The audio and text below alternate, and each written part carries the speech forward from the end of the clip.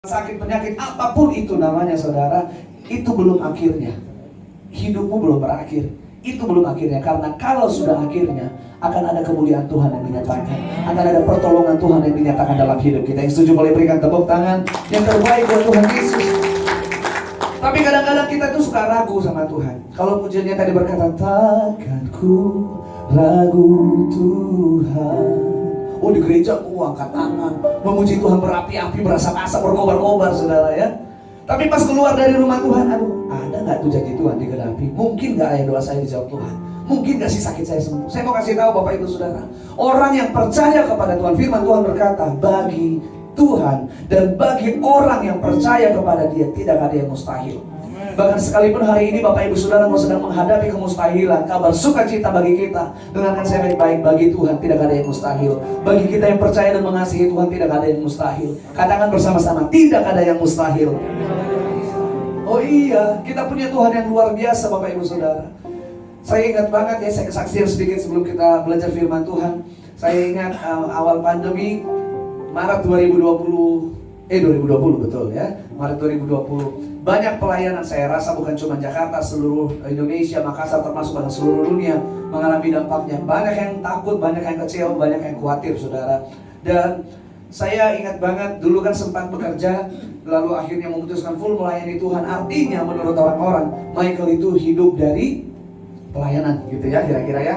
Dan ketika Maret itu bisa dikatakan lockdown, gak ada bisa kemana-mana saudaraku, tiba-tiba semua pelayanan berantakan gitu ya. Yang harusnya mau ini, itu dan segala macam, semua yang sudah dirancangkan, semuanya tiba-tiba bubar, berantakan saudara. Lalu ada hamba Tuhan yang cukup terkenal di Indonesia, di telepon saya dan berkata, Mike, apa kabar? Puji Tuhan baik om, saya katakan. Terus, Michael ini pandemi gimana pelayanan? Ya berantakan semua, gak apa-apa gitu. Belum ada seheboh online apa, karena awal-awal saudara.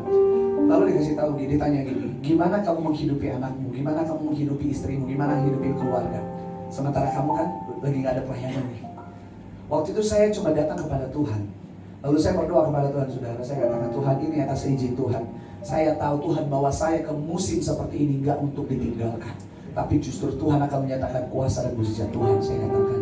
Lalu Tuhan taruh dalam hati saya Mazmur 62, hanya dekat Bapa saja, Yahweh saja aku tenang, daripada nyala keselamatanku, hanya Dialah gunung batuku dan kota bentengku, aku tidak akan goyah, I will not be moved, kata firman Tuhan. Dan saya katakan, Tuhan, saya nggak mau cuma saya yang dikuatkan, saya mau keluarga saya dikuatkan. Saya amin saudara, saya panggil istri saya, kamu doa, apa yang Tuhan taruh dalam hatimu itu yang Tuhan mau. Saya nggak cerita apa-apa. Dia masuk ke kamar, dia doa, keluar dari kamar, saya tanya, apa yang Tuhan taruh? Mazmur 62. Oh sama, berarti kita harus dekat dengan Tuhan, sumber kehidupan kita. Dan Tuhan ingatkan saya, hidupmu gak ditentukan sama jadwal pelayanan, hidupmu ditentukan sama anugerah Tuhan, penyertaanku, kata Tuhan. Dan saya berkata, amin Tuhan.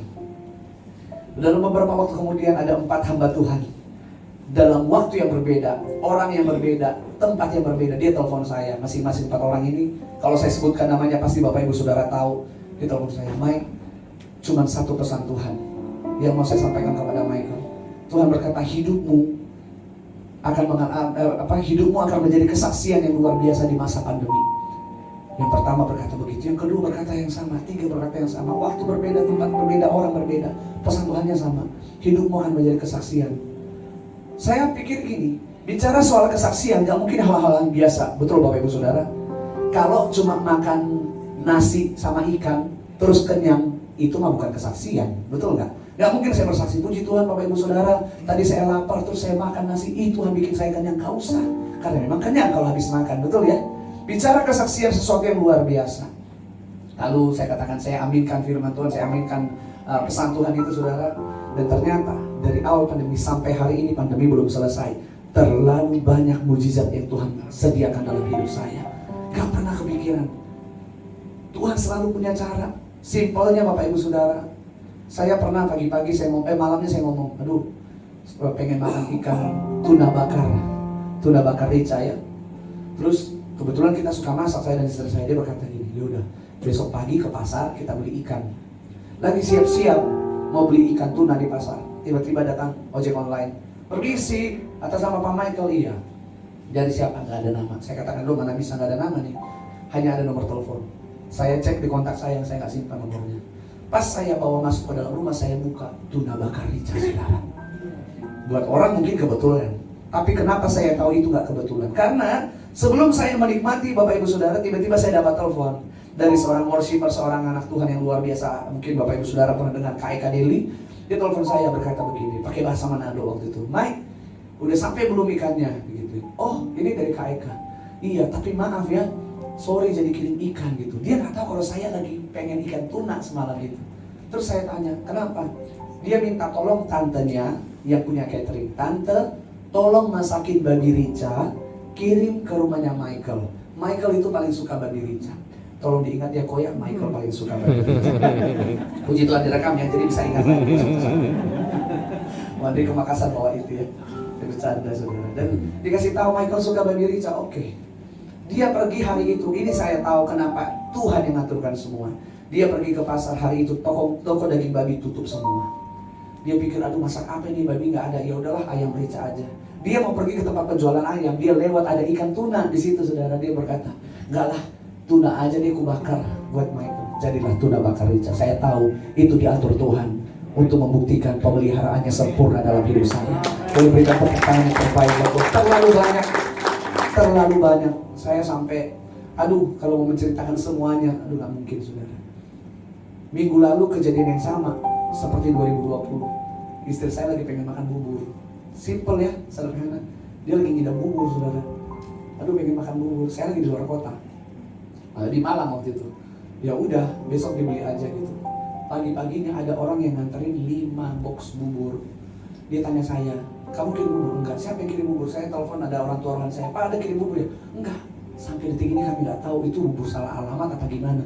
Tapi yang pasti Tuhan tahu yang terbaik. Selama kita mau dekat dengan Tuhan, percaya akan pemeliharaan Tuhan. Kadang-kadang yang bikin kita susah mengalami mujizat karena kita ragu-ragu sama Tuhan, saudara. Karena kita suka berpikir, mungkin nggak Tuhan mau nolong. Saya mau kasih tahu, bagi Dia semuanya mungkin. Waktu kita terlalu singkat untuk menceritakan bagaimana mujizat demi mujizat Tuhan nyatakan dalam hidup kami.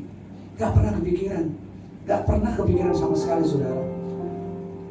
Selama kita mau percaya, saya katakan Tuhan, saya serahkan hidup saya. Percaya artinya sepenuhnya bersandar, berharap hanya kepada Tuhan. Gak mengandalkan kekuatan, ya ampun kekuatan kami terbatas. Kekuatan kita terbatas. Ada momen di awal-awal pandemi, saudaraku, anak saya sampai hari ini kami ajari gimana apapun dia mau apa, minta sama Tuhan Yesus, selalu begitu. Pernah suatu saat momennya susunya udah habis. Saya pergi sama anak saya, kami pergi ke satu supermarket di dekat rumah waktu itu. Lagi di depan, saya ngomong sama anak saya, Boyu, panggilnya Boru. Boru itu kan artinya anak perempuan Batak gitu kan. Cuman dia belum bisa ngomong waktu itu saya bilang Boyu. Boyu, minta sama Tuhan Yesus. Dia cuma simpel begini, Tuhan Yesus, Boyu mau minum susu, berkati, amin.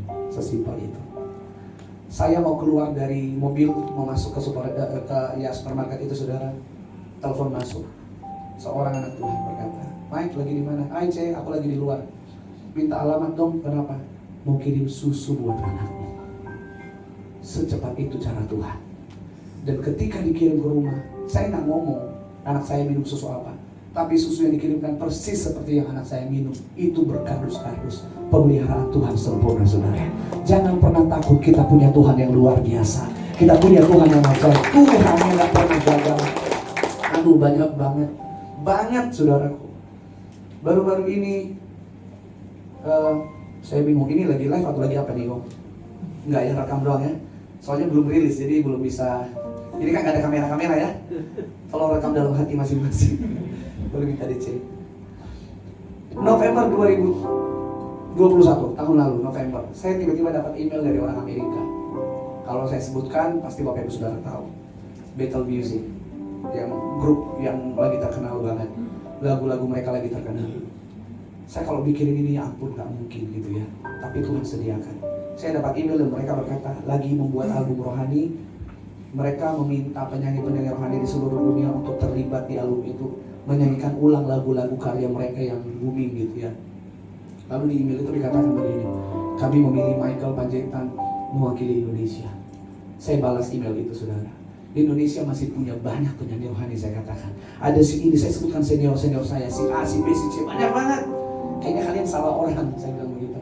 Terus mereka berkata, iya kami tahu, tapi kami sudah putuskan Michael mewakili. di Indonesia. Dari Filipina 1 orang, dari Afrika, Eropa saya kurang tahu, pokoknya udah banyak. Dan sudah rekaman, sudah selesai semuanya. Saya nggak tahu kapan rilis, tapi kapanpun itu rilis, itu hal saya mau kasih tahu. Tuhan itu kalau membuka jalan itu selalu ajaib. Gak mungkin biasa-biasa aja, gak mungkin santai-santai gitu aja, tapi sesuatu yang membuat kita berkata, ya ampun, inilah jalan Tuhan, yang gak mungkin menjadi mungkin, yang gak bisa menjadi bisa di dalam Dia. Waktu saya dikasih tahu bakal nyanyi lagu apa, saya nangis. Karena lagu ini saya suka banget, saudara. Ini lagu tentang perjuangan hidup saya juga. Di dalam Mazmur dikatakan begini, tetapi aku hidup, aku akan hidup untuk menceritakan segala kebaikan Tuhan.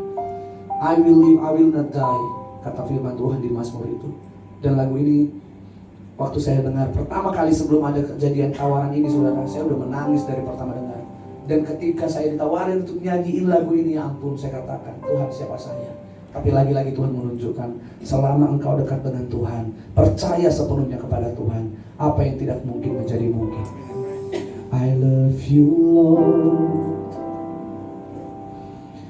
for your mercy never fails me, and all my days I've been held in your hand. From the moment that I wake up until I lay my head, I will sing of the goodness of God. Tahu lagu itu Bapak Ibu Saudara? Itu lagu yang saya dari dulu, ya ampun, pertama kali dengar, luar biasa banget. Kesaksian ini bukan untuk hebat, untuk menceritakan bahwa Tuhan yang kita sembah itu Tuhan yang gak gagal, Tuhan yang bekerja, bahkan sampai hari ini Dia tetap bekerja dalam hidup kita. Kita buka firman Tuhan singkat Bapak Ibu Saudara, waktu kita gak panjang. Markus 10 ayat 46 sampai 52. Markus 10 ayat 46 sampai 52. Multimedia boleh minta tolong bantu saya. Kita baca sama-sama dengan suara yang keras Bapak Ibu Saudara. Markus pasal ke-10 ayat 46 sampai 52. 1, 2, 3. Ayat yang ke-46. Bapak Ibu Saudara punya handphone? Biar kita langsung baca. Oh iya ini. 1, 2, 3. Kemudian mereka tiba di Yeriko. Mereka ini siapa saudara? Yesus bersama murid-muridnya. Jadi Yesus dan murid-muridnya kan keliling tuh. Nah, di firman Tuhan dikatakan kemudian Yesus dan murid-muridnya tiba di Yeriko. Dan ketika Yesus sedang keluar dari Yeriko bersama para murid serta orang banyak yang mengikutinya, kondisinya waktu itu Yesus ini menjadi idola banyak orang. Karena mereka melihat Yesus sanggup melakukan mukjizat demi mukjizat yang membuat mereka berkata, wah ini Yesus ajaib banget nih, ini beda dari yang lain. Mereka semua mengikut, kemanapun Yesus pergi, orang banyak mengikuti Dia. Nah, firman Tuhan berkata, ada seorang di tengah keramaian itu, ada seorang pengemis yang buta. Bukan cuma sekedar pengemis, tapi pengemis yang buta bernama Bartimeus, anak Timeus, duduk di pinggir jalan sambil ngapain Bapak Ibu Saudara? Meminta-minta. Itulah kerjanya dia ya. Untuk hidup itu dia harus meminta-minta. Ketika mendengar bahwa itu adalah Yesus orang Nazaret, perhatikan baik-baik. Dia belum pernah melihat bentuk Yesus itu seperti apa, tapi dia mendengar dari cerita orang kalau Yesus itu sanggup melakukan mukjizat. Ketika Bartimeus mendengar bahwa itu adalah Yesus orang Nazaret, Bartimeus mulai berteriak. Perhatikan, Yesus anak Daud, juru selamatku, gitu ya. Kasihanilah aku. 48. Banyak orang menyuruhnya diam, tetapi ia malah berteriak semakin keras. Bapak Ibu Saudara, orang suruh dia diam. Udah lu berisik banget, gak usah gitu ya. Tapi makin ditekan, makin dia berteriak, makin berseru kepada Yesus. Anak Daud, kasihanilah aku. 49. Yesus berdiri dan berkata, panggillah dia. Coba panggil Bartimeus itu. Mereka memanggil orang buta itu, katanya, tenanglah, bangunlah. Dia, Yesus memanggil engkau. 4 ayat ke-50. Dan sambil melempar jubahnya ia berdiri, lalu datang kepada Yesus. Selanjutnya, kemudian Yesus berkata kepadanya, Yesus ngomongnya sama Bartimeus, apakah yang engkau inginkan untuk aku lakukan bagimu? Orang buta itu berkata, Rabuni, Guru, supaya aku dapat melihat. Yesus nanya, apa yang kamu mau aku perbuat bagimu? Dia berkata, aku mau melihat. Dia belum pernah melihat Yesus sanggup melakukan mukjizat, dia hanya dengar. Tapi dengan pendengarannya pun dia punya iman, percaya Yesus sanggup menolong dia. Kalau orang lain ditolong Yesus, saya percaya saya juga bisa ditolong. Itu yang kata Bartimeus. Kemudian Yesus berkata kepadanya, oke, sudah 52. Yesus berkata, pergilah, imanmu telah menyelamatkan engkau. Apa yang terjadi? Seketika itu juga ia dapat melihat. Bartimeus melihat, lalu mengikuti Yesus sepanjang perjalanan. Yesus itu gak operasiin matanya atau sinarin dulu apa, no. Ketika Yesus melihat iman dan percayanya yang luar biasa, percaya akan sesuatu yang belum mungkin terjadi, belum tentu dan belum pasti terjadi, tapi dia percaya. Dia berkata, Tuhan, Rabuni, aku mau melihat. Hal yang sama hari ini yang Yesus tanyakan kepada saya dan saudara. Seandainya Yesus, suaranya kita bisa dengar, hari ini Yesus nanya sama setiap kita, apa yang kamu mau untuk aku lakukan bagimu? Jawaban kita pasti beda-beda, betul gak? Ada yang butuh pertolongan untuk keuangan, ada yang butuh pertolongan untuk apa? Kesembuhan, ada yang butuh pertolongan untuk bisnis, usaha, apapun itu saudara. Yesus tanya sama kita, apa yang kamu mau aku lakukan bagimu? Jawaban kita berbeda, tapi saya tahu satu hal, ketika semua orang datang kepada Yesus seperti Bartimeus ini, berseru kepada Yesus dengan iman, dengan percaya bahwa Yesus sanggup menolong, maka kita mengalami seperti apa yang Bartimeus alami. Seketika itu juga kita mengalami pertolongan Tuhan. Gak logika ya, tapi itulah Tuhan kita. Lebih dari apa yang dapat kita pikirkan, punya cara untuk menolong kita. Bapak Ibu Saudaraku, untuk situasi apapun yang Tuhan izinkan terjadi dalam hidup kita hari ini, Yesus tanya, apa yang kamu mau aku lakukan bagimu? Kita yang tahu jawabannya. Dan saya yakin Yesus berkata, pulanglah dari sini, imanmu telah menyelamatkan engkau. Waktu Bartimeus dikasih tahu, pergilah, imanmu menyelamatkan engkau, firman Tuhan gak berkata, lalu kemudian mulai kabur-kabur dikit, mulai terang dikit, mulai habis itu ada pusing-pusing dikit. Seketika itu juga dia mengalami pertolongan Tuhan. Belum dia pergi, masih di situ, matanya sudah melihat. Mujizat itu dekat kepada orang yang percaya. Amin, Bapak Ibu Saudara. Saya adalah orang yang mengalami terlalu banyak pertolongan Tuhan.